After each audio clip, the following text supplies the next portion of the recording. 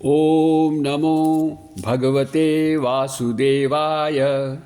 ओम कृष्णाय नमः। साथियों, सांसारिक वस्तुओं, पदार्थों आदि को प्राप्त करने के लिए हम बहुत सारे प्रयास करते रहते हैं और ये सभी प्रयास इसी जीवन में शरीर के साथ नष्ट हो जाते हैं। लेकिन कर्मयोग के मार्ग पर किए गए प्रयास न तो नष्ट होते हैं और न ही इनसे कोई उल्टा फल मिलता है। इसमें किया गया अल्प प्रयास भी साधक को जन्म मृत्यु के भयावह चक्र से बचा लेता है। इसकी विस्तृत चर्चा हमने श्लोक 40 वाले अपने वीडियो में की है।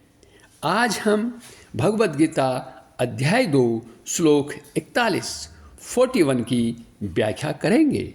इस श्लोक में भगवान कर्मयोगी के विषय में क्या कह रहे हैं, सुनिए यह श्लोक।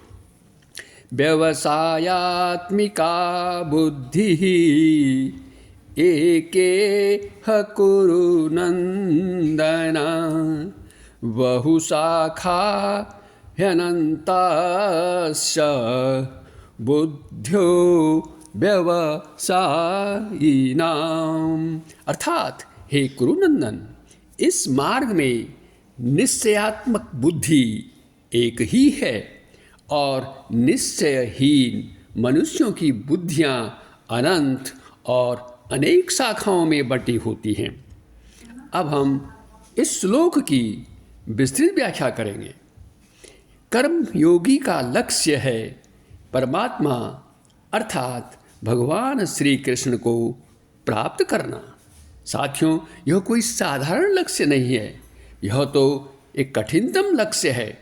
कर्मयोगी अपने इस लक्ष्य को कैसे प्राप्त करेगा, इस रहस्य को भगवान हमें इस श्लोक में बता रहे हैं, और वह है व्यवसायात्मिका बुद्धि अर्थात रेसोल्यूट इंटेलेक्ट, डिटरमिन्ड इंटेलेक्ट। भगवान कह रहे हैं कि यह बुद्धि तो केवल एक ही है, इसकी अन्य शाखाएं नहीं हैं, अर्थात यह अनेक भेदों वाली नहीं है। इसमें साधक सांसारिक वस्तुओं, पदार्थों आदि का त्याग करता है, वह दृढ़ निश्चयी होता है और अपना ध्यान केवल एक बिंदु अर्थात अपने लक्ष्य पर केंद्रित करता है। चाहे साधना में कितनी ही समस्याएं क्यों नहीं आ जाए, लेकिन वह अपने लक्ष्य से किसी भी स्थिति में हटता नहीं है, उससे दिखता नहीं है। भगवान श्री कृष्ण का यह संदेश हम सब के लिए है कि हम दृढ़ निश्चयी बने। लेकिन यह कैसे संभव होगा? इसके लिए हमें अपने मन पर नियंत्रण रखना होगा। अब प्रश्न ये है कि हम अपने मन को नियंत्रित कैसे कर सकेंगे?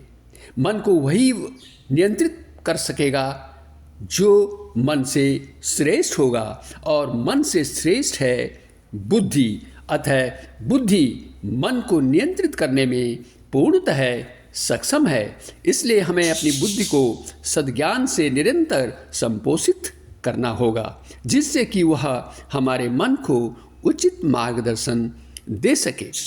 उचित मार्गदर्शन से मन इधर उधर सांसारिक वस्तुओं, पदार्थों के पीछे नहीं भटकेगा, नहीं भागेगा, और इससे मन एकाग्र भी हो जाएगा। जब मन एकाग्र हो जाएगा तो उसमें अपार शक्ति आ जाएगी।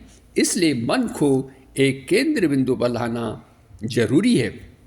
इसे हम एक उदाहरण से भी समझ सकते हैं। जैसे सूर्य की किरणें अवतल लेंस से कॉन्केव लेंस से होकर गुजरती हैं तो वे एक हो जाती हैं, और इससे उत्पन्न ऊष्मा किसी भी वस्तु को जलाने में सक्षम हो जाती है।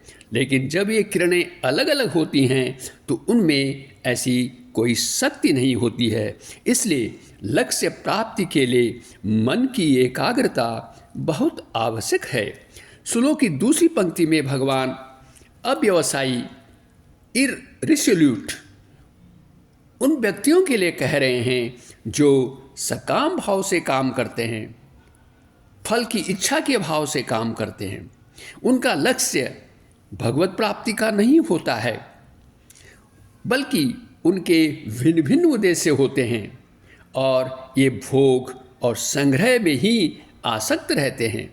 अनेक कामनाओं के होने से ऐसे मनुष्यों की बुद्धियाँ भी अनंत होती हैं और ये बुद्धियाँ अनंत भेदों वाली होती हैं, अर्थात एक एक बुद्धि की अनंत शाखाएं होती हैं, अनंत शाखाएं। जैसे हम धन की प्राप्ति करनी है, हम धन की प्राप्ति करना चाहते हैं, यह एक बुद्धि हुई। और धन प्राप्त करने के लिए हम क्या क्या करें? हम व्यापार कर सकते हैं, हम नौकरी कर सकते हैं, हम खेती कर सकते हैं और अन्य कोई दूसरा कार्य भी कर सकते हैं। इस प्रकार इस बुद्धि की ये अनंत शाखाएं हुई। इस प्रकार के व्यक्तियों का संसार के समस्त पदार्थों में राग द्वेष बना रहता है और जब तक ये राग द्वेष रहेगा आत्मा का मिलन परमात्मा से नहीं हो पाएगा। अंत में हम ये कह सकते हैं कि सफलता प्राप्त करने के लिए दृढ़ निश्चय आवश्यक है। दृढ़ निश्चय पर ही हम अपने ध्यान को लक्ष्य पर केंद्रित रख सकते हैं। किसी भी क्षेत्र में सफलता का यही रहस्य तो है। भगवान श्री कृष्ण यह संदेश हम सभी के लिए दे रहे हैं, इसे हमें याद रखना चाहिए हर वक्त हर समय, जिससे कि हम सफलता प्राप्त कर सकें। साथियों, अगले वीडियो में हम जानेंगे कि अव्यवसायत्मक बुद्धि जिन मनुष्यों की होती है वे अनंत क्यों होती हैं। इस वीडियो को देखने के लिए आपका बहुत बहुत धन्यवाद। इसे आप शेयर करें और चैनल को सब्सक्राइब भी करें। आपका पुनः धन्यवाद।